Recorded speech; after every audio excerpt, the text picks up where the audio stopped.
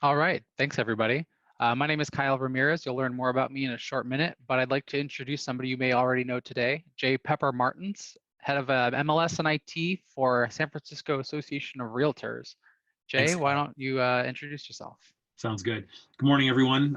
As Kyle mentioned, I'm Jay, the director of the MLS, and I'm also the IT manager for the association. So one of my responsibilities is making sure that our resources are available so that we can help you as our agents.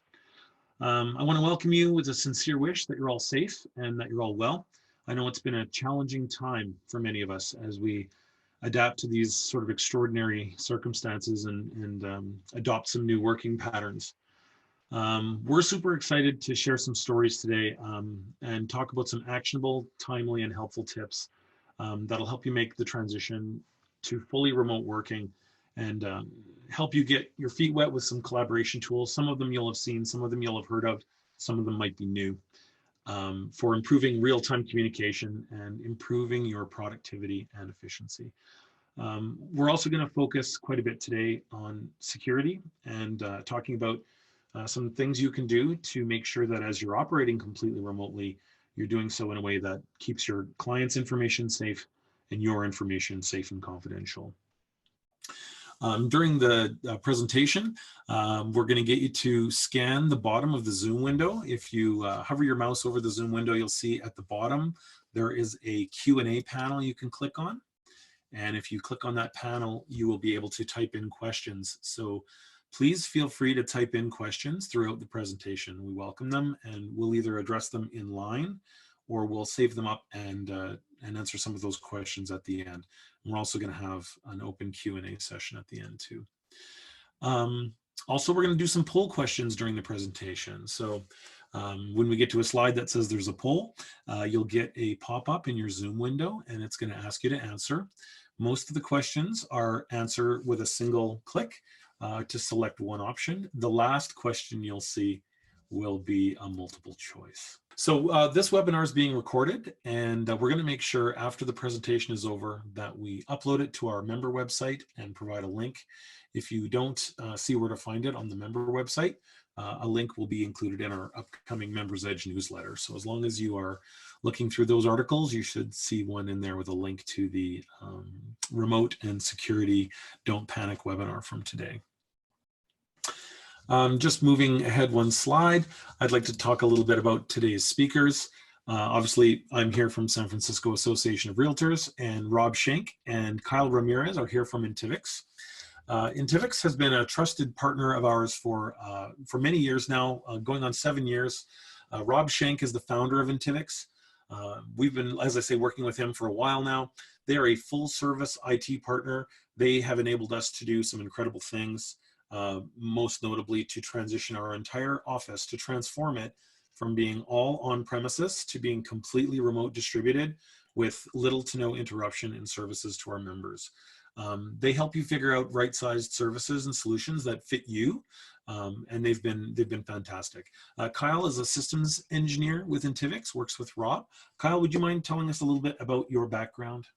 Yeah, absolutely. So my name is Kyle Ramirez. I'm a systems engineer with Intivix, and that's kind of just tech speak for the guy who goes in there, learns exactly how everything is working today, and provides some conveniences through technology just to make things easier. I'm a third generation San Francisco native, and it's probably my upbringing within the communities around me that has shaped me at my core. Cool. I truly enjoy helping others, sharing my gifts of understanding technology and problem solving to provide solutions and education to anyone who can benefit. And a lot of my IT philosophy revolves around reversing that stigma that IT requires you to change how you get things done. And instead, let's make technology work for you, like digital assistants instead of a digital burden. Well, that's a phenomenal way to wrap that up, Kyle, because one of the things you've helped us do is transition our existing processes to working collaboratively and working remotely. And we did it with very little, oh my God, we have to totally, decompose or deconstruct what we're doing and put it back together in an entirely new way. So that's really on topic. Today's agenda is going to cover a few things. I'd like to talk a little bit about the SFAR and Intivix partnership story. just to sort of go over how things started for us as an organization. We will also talk about technologies and strategies for maintaining productivity. Then we'll talk about protection and security and data security. And finally, some helpful guidance and tips for working from home. And before we get into the actual content, why don't we start off with one of those polls? Should we do that? Let's do that, Jay, and thank you for that warm introduction. Go ahead and kick off the poll, folks, and this is Rob speaking here. We'll go ahead and kick that off. You should see it momentarily. You guys should be able to start responding now. Okay, I see it, yeah. So hopefully everyone else does too. Yeah, starting to get some responses in here.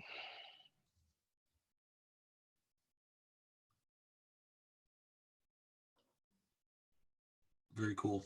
I like one of these options that's in the list here, Rob. My nephew is a computer whiz. I think one of the common things that emerged in the last decade or so was, someone in someone's family would attend ComSci or any kind of an IT course, and they would sort of just become de facto tech support for their entire, sometimes family, sometimes people that they, that their parents work with or that they work with. I wonder how much that's still prevalent today. Yeah, it depends on the size of the organization, where they're at. But it looks like so far we don't have many of those. So as far as the results go, we got about 77% with folks internal to the organization. About 20% have some gaps, and looks like one uses a third-party provider currently. Interesting. Okay, cool. Yep. So hopefully for those people that know that they've got some gaps, we can provide some information for them. And for those of you that have someone internal to your organization, they might still be looking for you to help them understand what gaps exist so that they can improve what services they're delivering to you. So I think there's still some great content here for those people. Okay. So moving ahead one slide. The story between SFAR and Intivix starts about 7 or 8 years ago when I first came to San Francisco.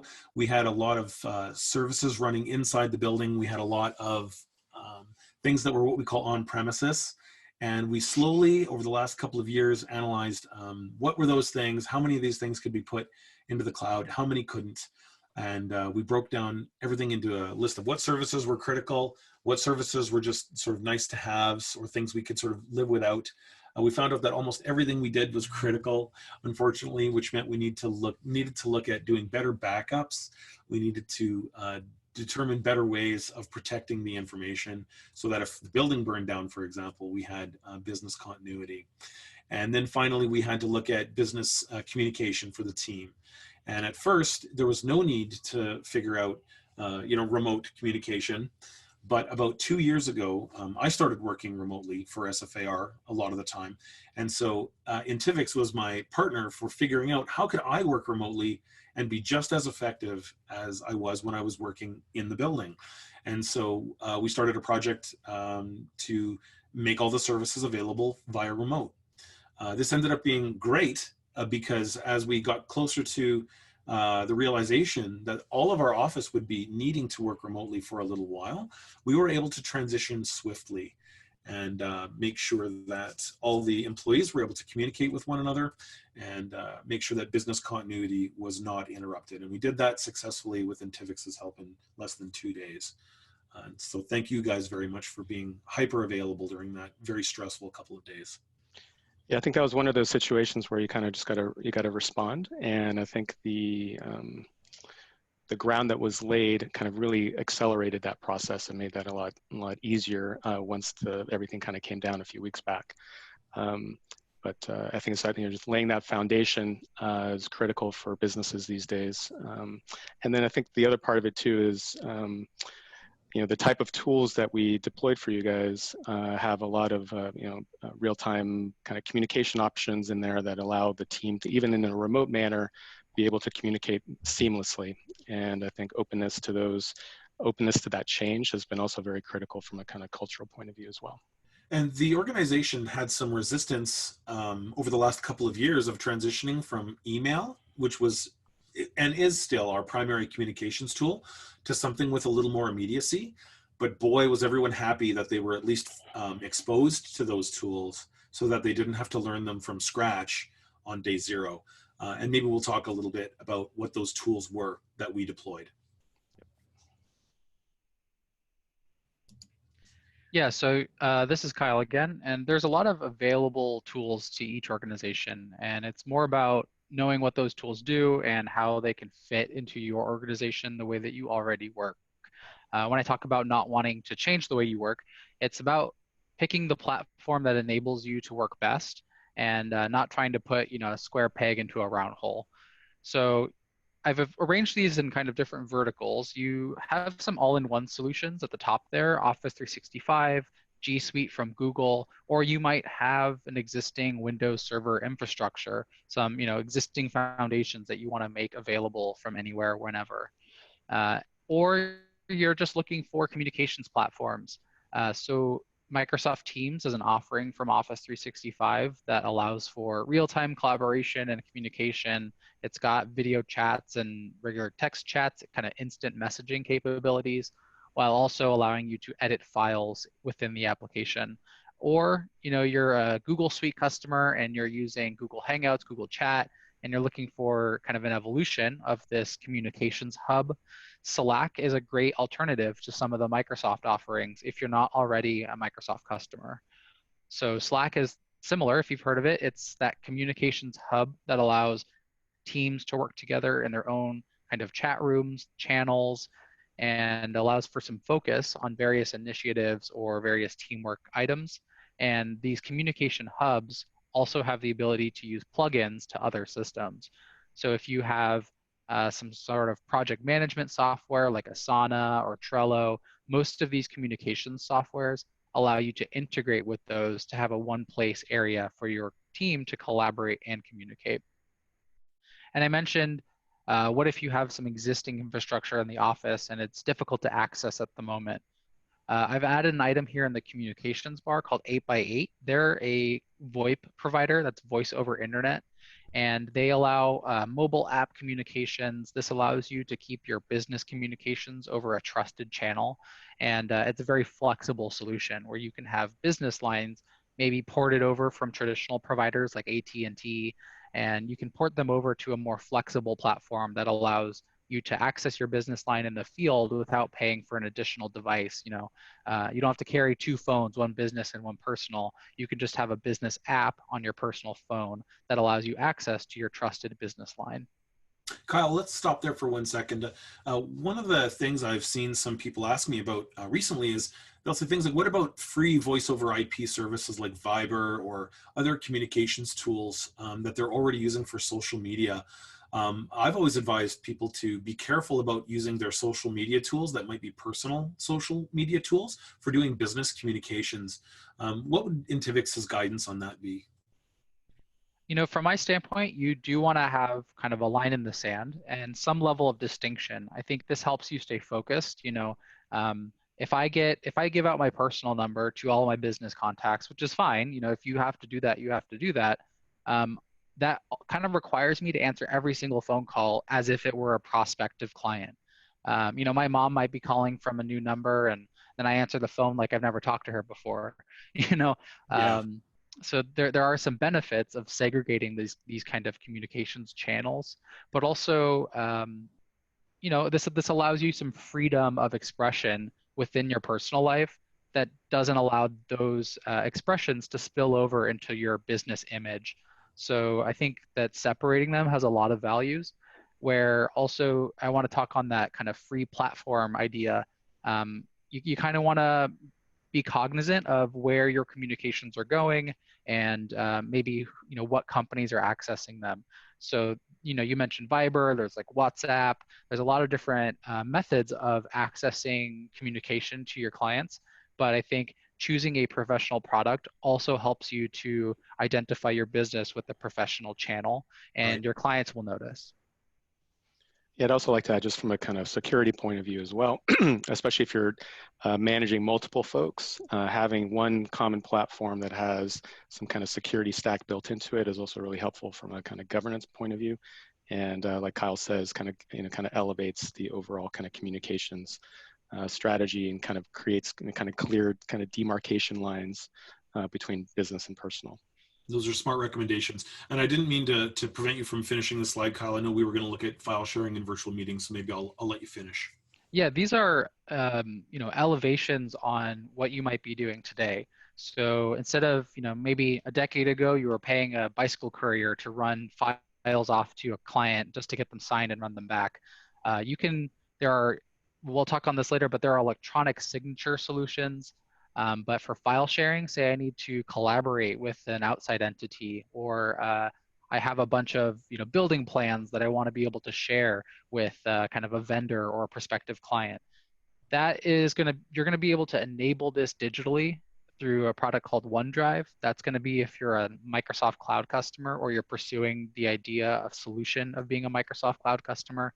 If you are looking for a third-party service, or maybe you use the Google Suite, you have Google Drive available to you. You could use a product like Dropbox.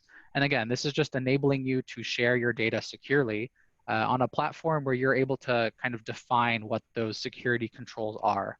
And if you have an existing server and you want to be able to share files out, there's a product called My Work Drive that securely allows you to share out with specific individuals or within your organization the ability to access your company files where they typically may have been only accessible from the office.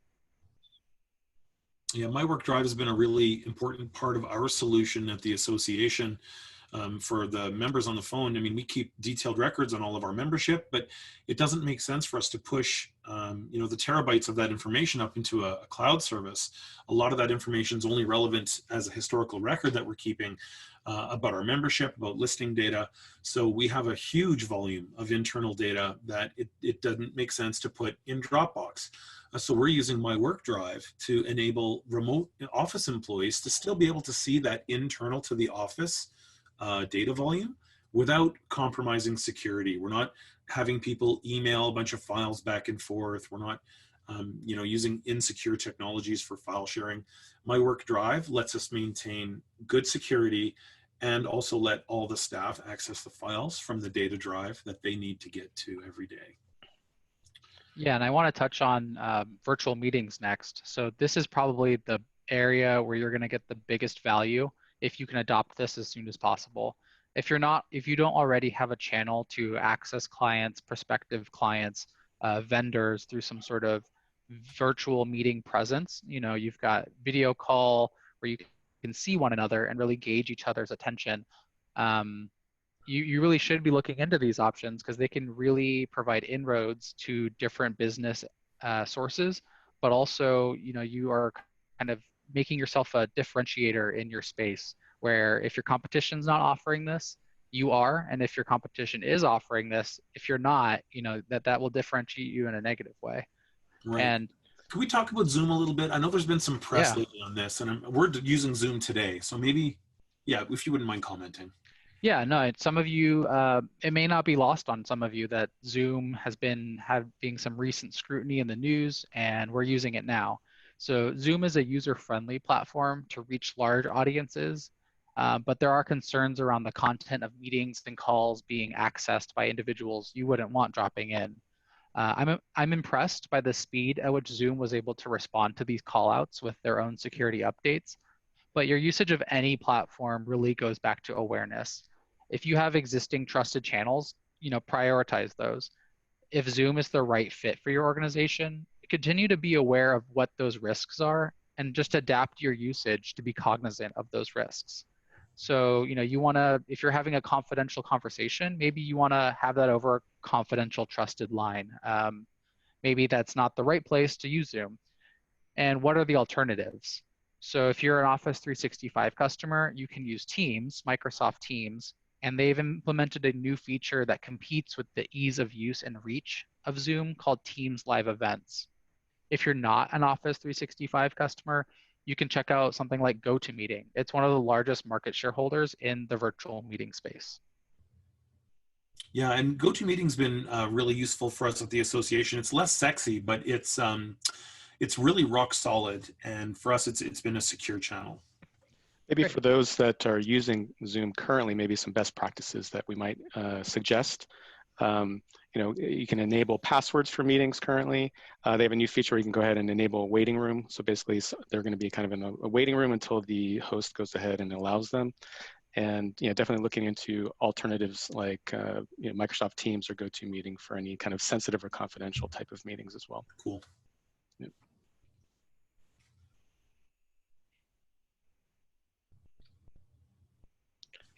So let's talk about ways that companies enable remote access currently. So if you are connecting to your office currently, a lot of offices are using something called virtual private networks or VPNs to connect from the remote laptop, remote machine to the office. And this creates a secure channel between the two devices, or the network and the laptop you're connecting from. Now, once you're connected, you're able to access company files, applications, and related services. Now, the one caveat to mention for folks that are using, the one thing we just want to get out there is strongly do not recommend. If you're using a home machine and you happen to stick VPN software on it to connect to your office, that is going to create a lot of security risk for you currently. Typically, most home PCs are not very secure. And if a hacker is able to get into that home machine and then you connect to the office over a VPN connection, at that point, the hacker has a secure line right into the company network. And at that point, you can get a ransomware infection across your network or get some other sort of hacking incident occur, which we all want to avoid. Now, in order to kind of circumvent those kinds of things, one would be either, if you're going to use VPN, make sure that you're using it from a trusted work machine or work laptop versus a home machine. Or you look into some other kind of remote access type solutions. We mentioned My Work Drive a bit earlier. That also provides that secure conduit into the network. Or looking into tools like LogMeIn or GoToMyPC, where in that case, you're basically connecting to a machine that's at the office and you're essentially remote controlling that machine. And then you're just acting as if you're sitting right in front of it. So maybe Kyle, you want to talk about maybe some ways, things that folks will want to avoid with regards to remote access? Yeah, absolutely. I think, in today's challenging times, you are likely being advertised all of these different services that are available to you today. And the easiest ones to get into are just the ones that are free, right? But when, there's that new adage about if the product is free, then you're the actual product. So do you really want the data that you're sending over these free products to be sold to who knows who?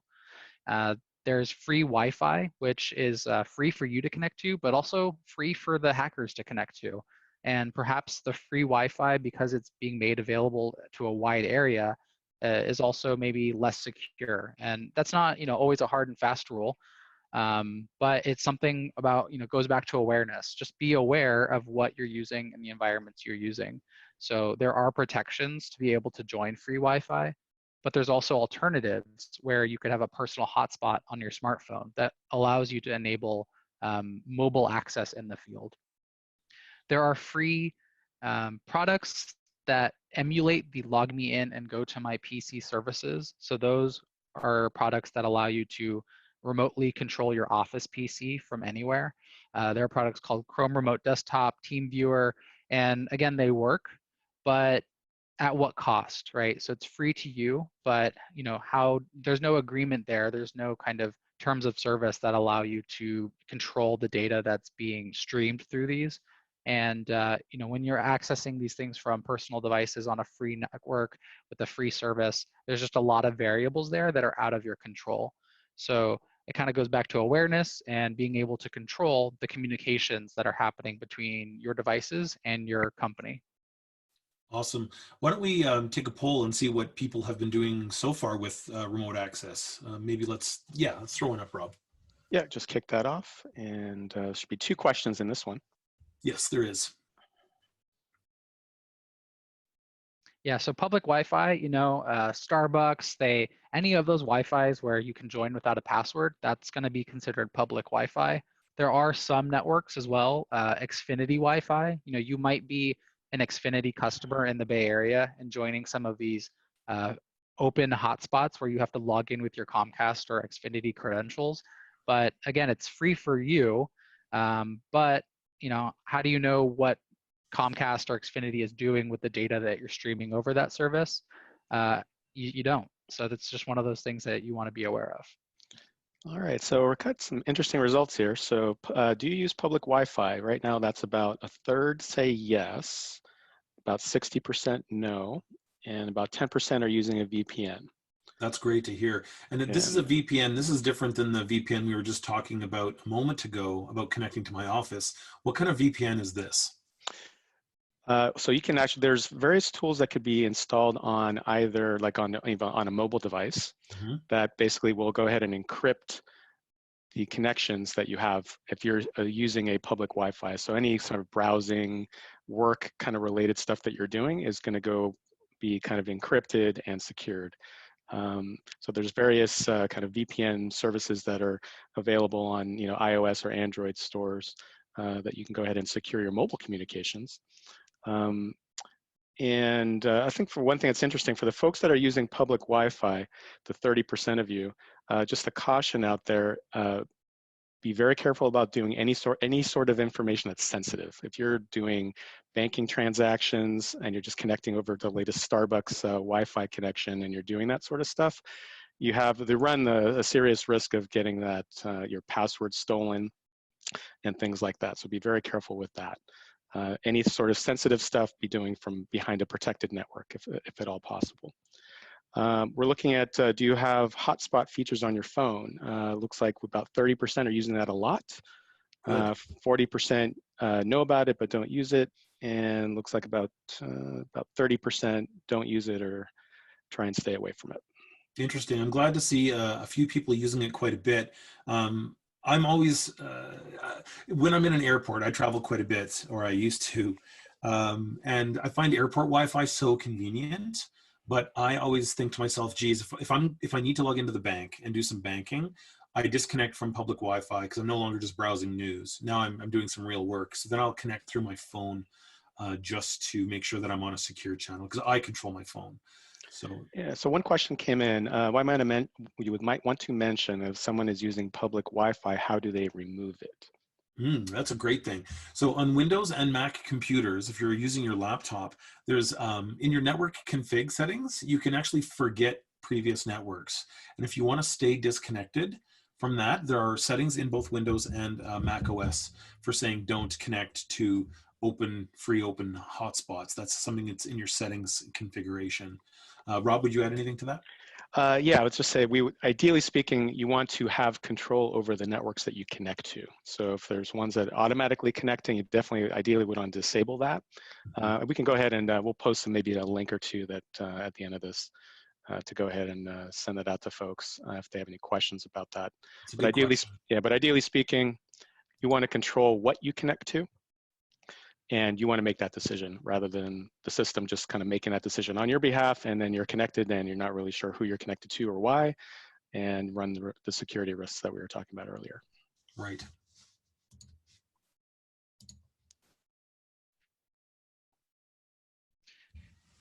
Great. So, I want to talk about this term that you might be hearing more and more each week, but there's this idea of digital transformation. So traditional businesses adopting technology and having that kind of evolve their business and really expand the growth of their business. And I don't know if any of you out there kind of feel this pressure, but I liken technology to this train. Like it's just always moving. It's like going at the same speed, but it never stops, right? Do you kind of want to be at the front of that train, or do you want to be stuck in the caboose, like chasing after it like a cartoon character? Technology really is just opening doors for organizations, providing more opportunities to grow and expand. Clients today, your prospective clients or existing clients, they're expecting speedy and magical solutions that technology can provide. And the most successful businesses are the ones adapting to these expectations. For some, this is live video walkthroughs of properties, electronic signature tools that allow delivery of agreements, connecting clients with trusted appraisers and inspectors via video calls. But for clients that you can't meet face-to-face with, what can you do to ensure that you're not on the receiving end of a bad deal? How do you know that a potential client isn't actually a hacker trying to capture your password and access your contacts list to continue that rampage of destruction. This is all solved through awareness. Learn the signs of what these attempts look like. Learn how to identify the most common types of attacks. What does email spoofing, what does email phishing attempts look like? I think this is something that Jay can really speak to. He's been able to be vigilant and kind of capture these things and enable all of his organization members to do the same. Yeah. In fact, we had an incident about 4 years ago now in 2016. And this was our first major, what we considered an email or security breach at the association. And it really had nothing to do with the association. We weren't hacked. What happened was someone who was receiving confidential email from us, they were hacked. And so what someone was able to do was get a mostly complete list of all of our agents, just their email addresses, but still a mostly complete list of thousands of agents.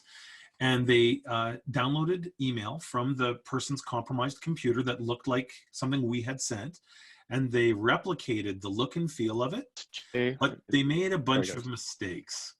And this is pretty common, what you see in these phishing emails where they're trying to get you to click on a link. So I'm just going to walk through this example from 2016 and give you some highlights, things you can just look for that help you identify something that's not real. So spelling errors are usually very common inside a spoofed email.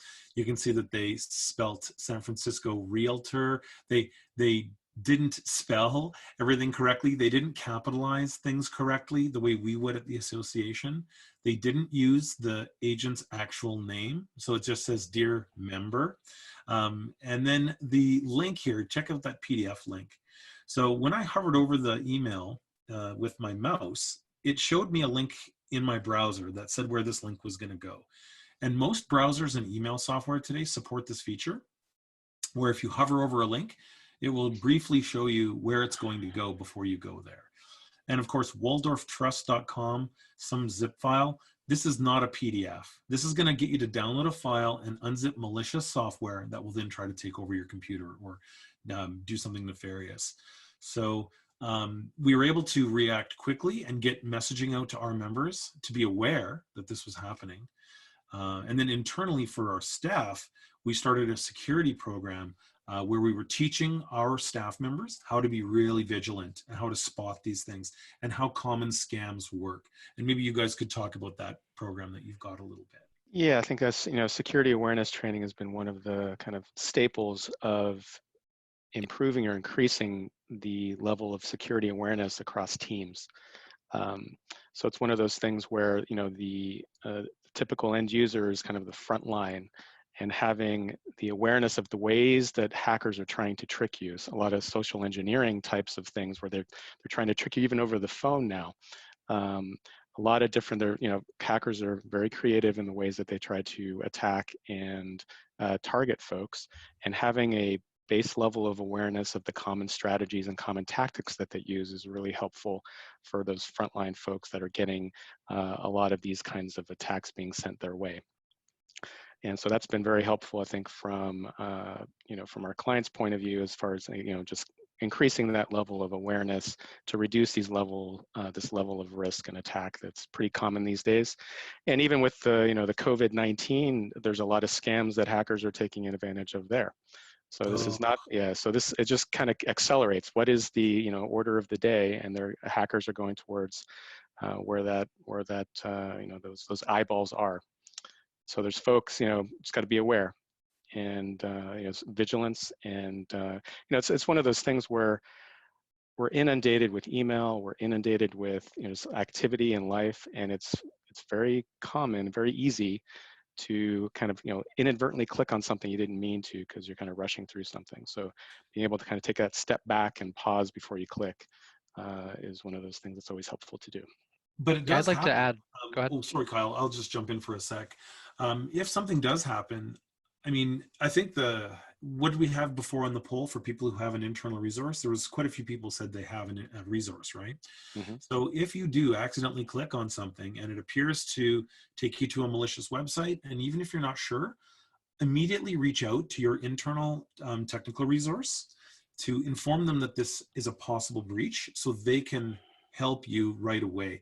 The sooner you intervene, the more effective the response can be, and the damage can be minimized or even nullified if you react fast enough. And I'm sorry, I didn't mean to interrupt you, Kyle. Oh, no, not at all. I just wanted to highlight how, you know, the kind of hacking landscape has really changed over the last decade. If you remember like that movie from the 80s, Hackers, it's about like kids, punks, who like are hacking away at their computer and kind of up to no good. But this landscape has really changed to more organized crime. These cyber security threats are it's just organized crimes of opportunity. They're glomming on to different opportunities like these COVID-19 fears and kind of latching onto that, but they might also be attacking you at your own opportunities. So impersonating a prospective client. This really highlights that if it's too good to be true, like really pay attention and give some more scrutiny. So, all types of opportunities are crimes of opportunity for these organized crime organizations to just get in and steal your information, sell it to the highest bidder, or, sell access to all of your devices. So what can we do about this? Is there anything we can do proactively? Yeah. So if you're looking to kind of enhance that security posture of your business, which let's face it, is something you can just throw around to market yourself, you could try some or all of these initiatives that I've kind of laid out here. You really should consider extending protections to all devices that access your organization's data. So I'm a Mac user at home through and through, just Apple everything, phone, computer, TV, watch. I've been drinking that Apple Kool-Aid for years. Well, then you don't need antivirus, do you? No, so you're not alone. More and more households have adopted Apple devices, but hackers worldwide have noticed that growth. And so that common misconception that Macs don't need antivirus is just not true. Yeah. Security protections are more than just protection and prevention from downloading viruses.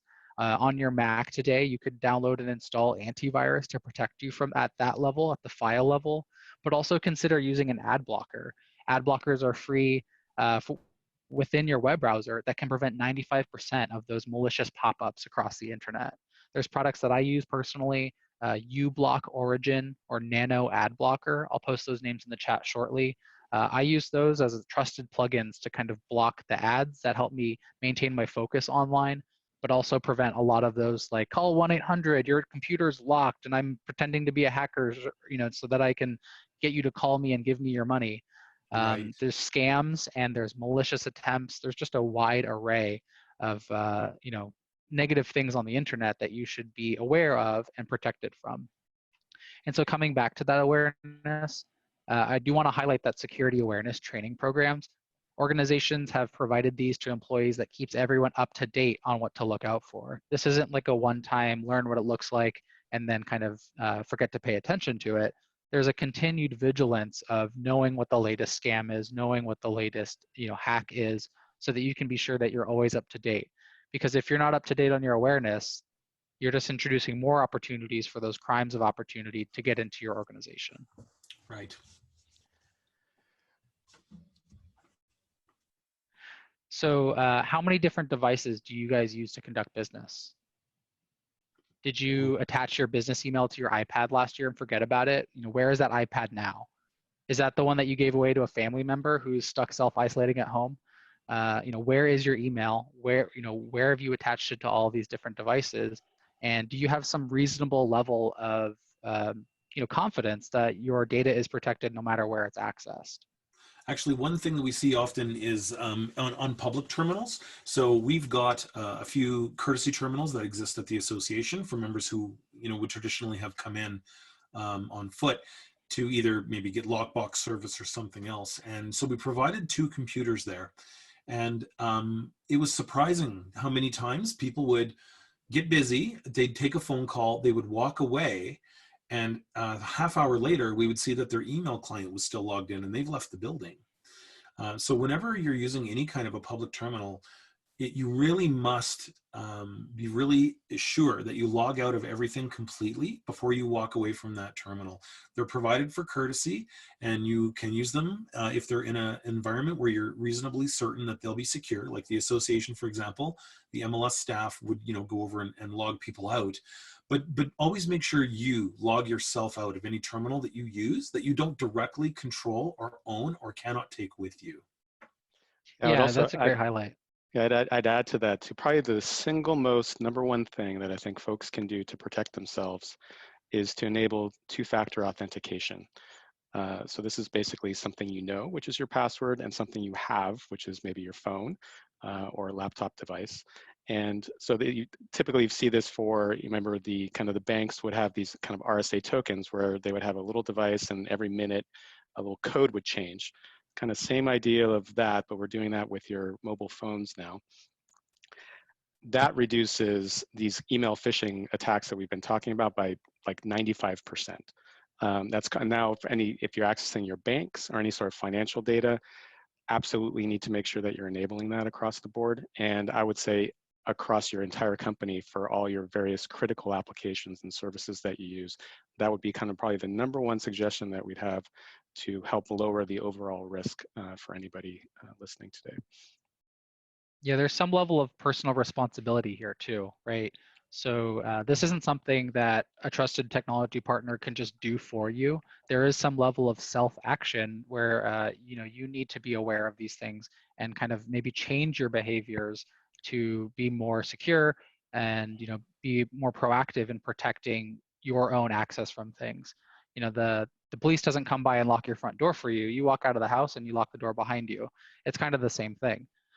There's a bit of personal responsibility around all of this. Oh, we had a good question that just came in, Kyle. Do you think facial recognition is safe? That's interesting. That's a good point where in a much larger discussion about, where is your data going, right? So there are services or there are like consumer products that are social media products like Snapchat, Instagram that provide these things called filters, and they might, make you look funny, put on like some fake makeup. They might put on like a clown face for you or allow you to wear like a digital mask. But these are actually data capturing points for these companies to take your facial recognition data and store them into a database. And so this goes back to that, like, if it's free, do you really know where your data is going? And I think at some level, you probably shouldn't take it personally. They're not relating like, oh, this is the face that belongs to this person, and like these, this is exactly who they are. So it's not really identifying you, but it is more just awareness about like where your data is going and how it's being used. And I think the question of like, is it safe? I really think that can't be answered without the awareness of knowing where this information is going and how it's being used. And most companies just are not sharing those kinds of intentions with their users. Maybe we can talk about the next level, which is passwords. That's something that, the traditional conventional wisdom has been, hey, you want to have 8 characters, maybe some letters, numbers, combination of some special characters, and I'm safe. And then being able to remember all these passwords just becomes a kind of an ordeal for many people. And oftentimes this leads to behaviors where folks are using the same password in multiple logins, multiple services, multiple applications. And eventually one of those accounts gets hacked, and then all of a sudden hackers are leveraging that same password that they just have garnered here, and they try it across all person's other sites and services that they use, and lo and behold, they're getting hacked. So what's the next wave of, what's the recommendations now, Kyle, with regards to safe password length and that sort of thing? Yeah, and before we move on to that, I do kind of want to ask, we have a poll question here about asking the audience about their antivirus usage. So let's kind of continue with the device, and then we can also definitely go on to this passphrase kind of discussion. So I have a cheeky kind of slide here. Antivirus is more than a face mask. It's more than just hand sanitizer. But do you have antivirus on the computer that you use every day for business? And this might be a personal device that accesses, company data. This might be a specific device that's owned by the company or kind of specifically designed only to be used for business work. But go ahead and answer in the poll here to see, kind of what the antivirus usage is amongst everybody in the webinar today. Pretty interesting results so far, but it looks like 2/3 yes, 1/3 no.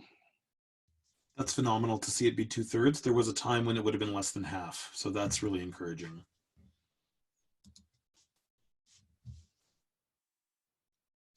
So yeah, going back to this passphrase kind of conversation, I call this like securing your home office. It's like, make sure your fortress of solitude is actually a fortress. So do you have this strong login passphrase? If you lose your device or it's stolen from you out of like the trunk of your car or a smash and grab here in the Bay Area, can you have some reasonable level of confidence that your device can't be breached because the password is nice and complex? So in the past, yeah, Rob had mentioned we had passwords, which were like maybe one word and like a number and an exclamation point, right? Or it was like my date of birth and like my mom's name and an exclamation point or a dollar sign. Password Those, 123. yeah, which we've seen out there in the wild. I would say that those are, not only kind of breakable and they're weak passwords because of how simple they are. It's more about how short they are. And so how do you make some longer password, which is much more difficult to break, without making it difficult to remember? So that's kind of where this phrase or this phrase was coined, called passphrases. You pick something that is meaningful to you. Jay has some tips here also, but pick something that you can understand, that you can remember, something that maybe is already in your mind that you haven't already forgotten. Yeah, Jay, did you want to talk about that? Yeah. My strategy, because I'm a really big music guy, is I sing the lyrics to a lot of songs that I love when I'm, in the car alone. So I know my lyrics from my songs like the back of my hand. I can pick some obscure lyric from a song that no one would even know I knew. And I know that lyric and I'll never forget it. So I'm able to use it. And if I just insert a colon in the middle or a period, or sometimes the lyric itself has an exclamation point in it, if it's a declaration, it's really easy to remember. Some friends of mine are really big into literature. And what they do is they love certain phrases from novels that they read. They love that. And so they'll pick a part of a sentence. And just those 3 or 4 words together are unique enough and long enough that it's an easy to type password. It's maybe 13 characters or 16, but it's long and it's secure, and they can have a reasonable certainty of never forgetting it. So what's the best practice here? Try to shoot for, like Jay mentioned, this like above 15 character limit. There are technical papers that we could bore you with, but above 15 characters really reduce, it's kind of a line in the sand where specific kind of encryption methods are not able to break through that level of passwording. So that's a great number, more than 15 characters. You can get to that easily with 3 to 4 words. And that's great. I've got a long passphrase that I can remember, and I should use it everywhere for all of my banking sites, right? Because how am I going to remember 15 different phrases? Rob, Whoa, wait a how would second. I do that? Whoa, hang on, right? Yeah, well, that's what a password manager is going to help you with. Password manager will manage all of these passwords for you on your behalf. And oftentimes there's an extension that you can install in your browser. And so when you're going to these various sites, it'll go ahead and just pop in your username and your password, and it keeps track of all these various passwords for you. So you don't have to remember these per se. Your password manager can go ahead and manage that on your behalf. It's much more secure. Some of these services even will go ahead and cycle through these passwords on a regular basis on your behalf. So you can go ahead and increase the security over time. But definitely look into password managers as a way to get away from having to remember these tons and tons of passwords that we're all kind of burdened with at these days. Yeah, and if you'd really go ahead, Kyle. If you really like a Fort Knox kind of protection against these different areas that you have these passphrases, I want to reiterate this multi-factor authentication or 2-factor authentication, where even if your 100-character password gets out there, maybe you accidentally pasted it into a document that you put on Facebook. If that password gets out there and somebody tries to use it, and you have this multi-factor authentication, which most services like iCloud, all these different services are offering this, you're going to get a notification on your phone that says, your password was just entered. Do you want to allow access? Yes or no? And you're going to know pretty quickly, like, no, I was not trying to log into my bank right now. I'm actually in the middle of a meeting. You can just hit no or not respond to it. And that access will not be granted to whoever has your leaked password. Wow, that's so important that I think it's worth restating. Wherever you can go to turn on two-factor authentication in your Google accounts, a lot of the banks support it now. Anything that supports it, your your iCloud account at Apple, go and turn on two-factor authentication. It absolutely is a massive improvement over even having a relatively strong password. So 2FA or MFA, that's where it's at. Yep. Well, and I want to thank everybody for letting us talk about security with you all, because it's definitely something that we could talk about forever. But I want to talk more about that home office experience. So, we're all working from home. You're probably at home right now watching this webinar, joining us today. And what are some improvements you can make to your space that are going to kind of enhance the professionalism of your appearance and then, the quality of your work? So if you have the ability, try to carve out a quiet space to work out of. This has the benefit of allowing you to focus and minimize distractions to yourself and anyone else that you have on a call. If your only option is a shared space, invest in a headset. You're going to sound more clear to your clients and you'll be able to hear everything that they have to say. Again, that shared space, there are headsets that have both ears on them that really allows you to maintain focus. But if you are constantly on and off the phone, you can have a one-sided headset as well. Run a test call and look at your background. So if this is kind of your first adoption of video calling, you should really, these are some tips and tricks that are just gonna make sure that you have a good experience. So you wanna run a test call, make sure your hardware is working, but look at your background. So sometimes you can't stop pets from just like running through the house, but maybe consider, like moving that pile of laundry to the laundry room before a call with a potential client. You want to dress for success as well. So there's a clinical study that shows you'll be more productive when you dress the part.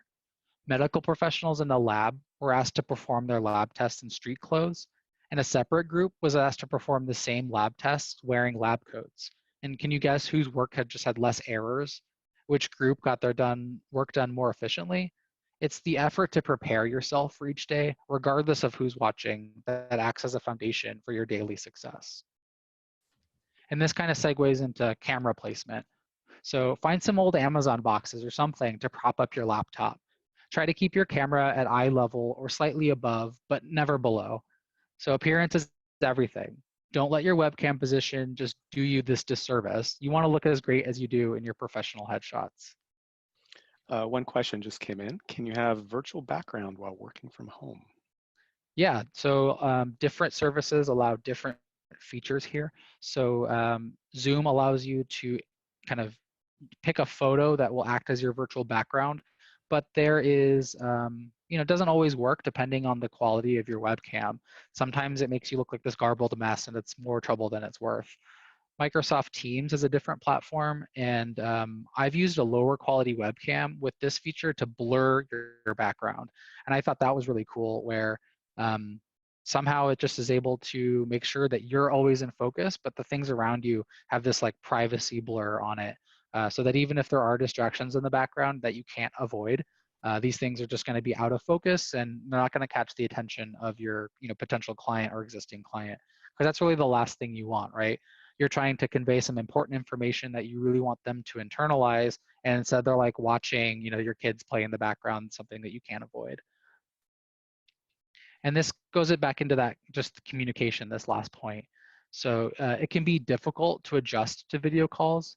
Sometimes you lose the nonverbal cues that you would pick up on naturally when you're conversing in person, but you can be just as charming online as you are in person, but maybe it takes a bit of practice.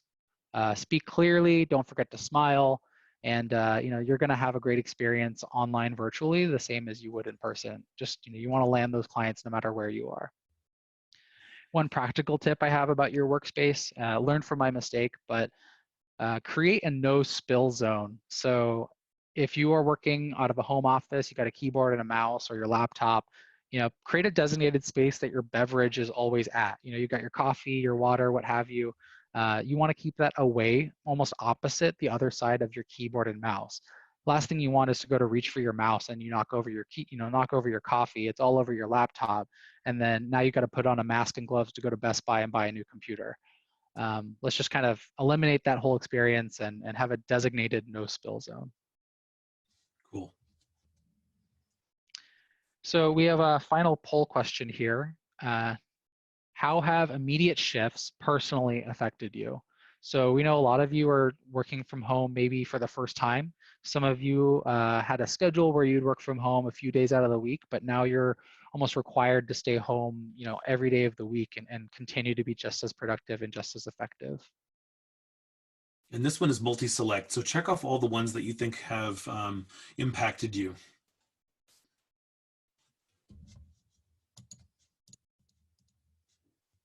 And then after this, we're going to open it up for just open questions. All right, so let's see. Getting a lot of uncertainty. Yeah, that's understandable. Personal motivation. And feelings of isolation seem to be the top 3 here.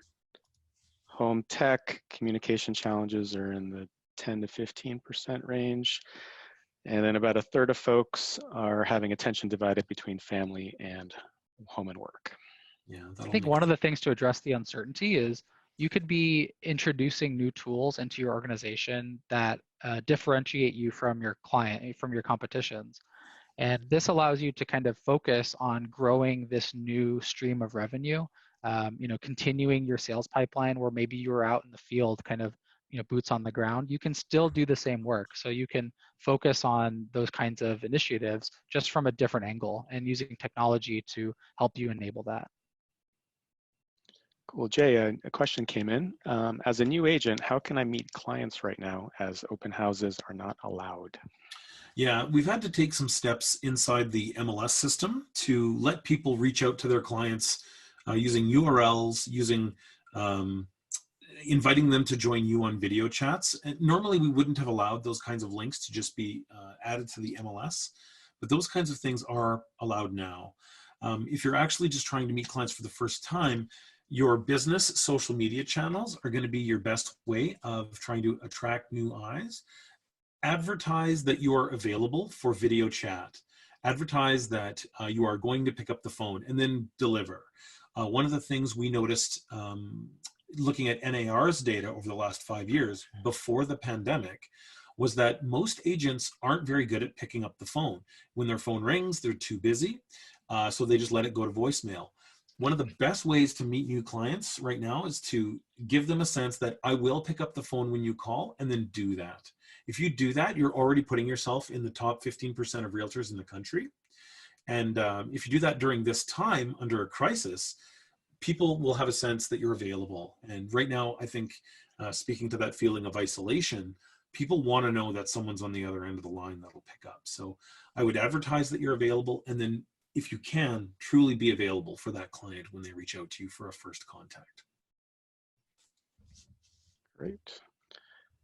So if anybody has any other questions, please feel free to put them into the Q&A. And we'll give it another minute or two, and we'll see if any other questions come on in.